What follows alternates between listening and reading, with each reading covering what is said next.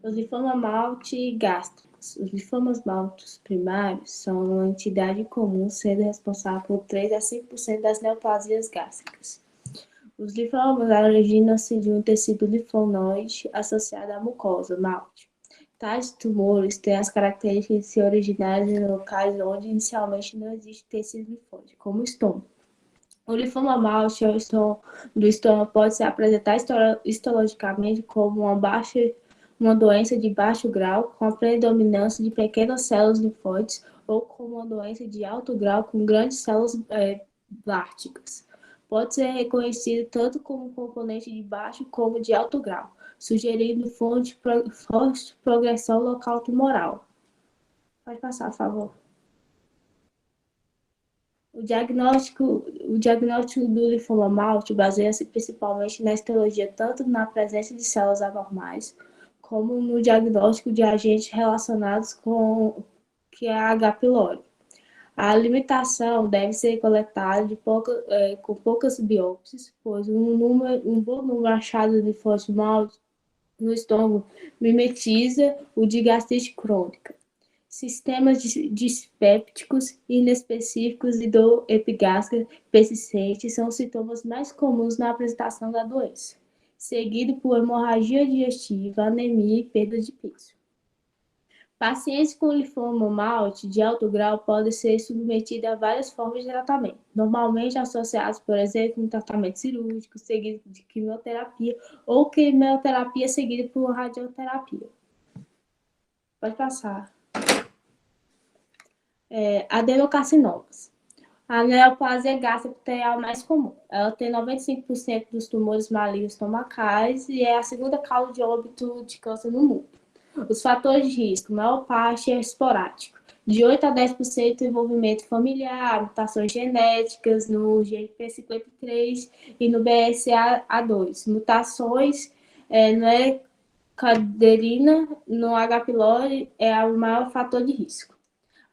O adenocarcinoma gástrico incide mais sobre os homens, em uma proporção de 2 para 3, 2 homens para uma mulher, assim como é encontrado entre os negros. O ultrassom endoscópio é capaz de determinar a profundidade e a penetração do tumor na parede gástrica e revelar a presença de metástases para linfonodos regionais, sendo particularmente útil no estadiamento de tumores precoces. Pode passar, Jefferson.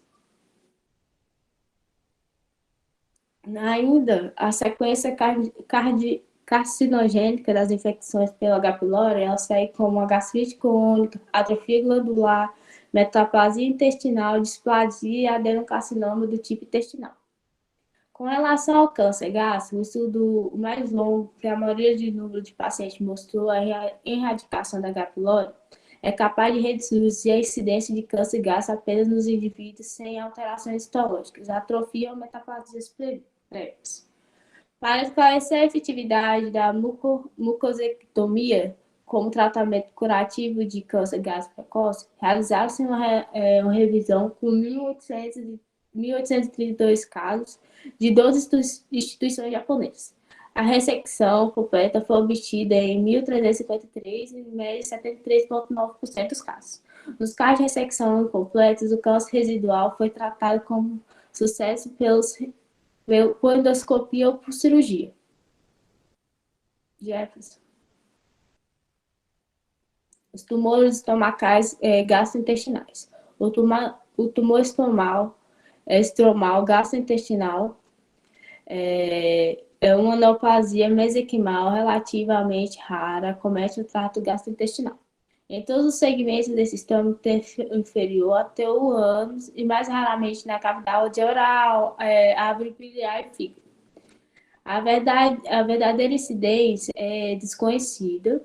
Há ainda muita estatística que não fizeram a distinção entre esse tumor e os tumores mesenquimais do TGI.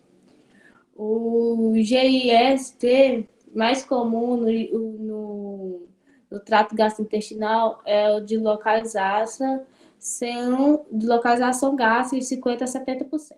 A tomografia computadorizada com emprego de constante por vias orais e intravenosas é útil para estabelecer a extensão de doenças, planejamento da terapêutica inicial para o tratamento.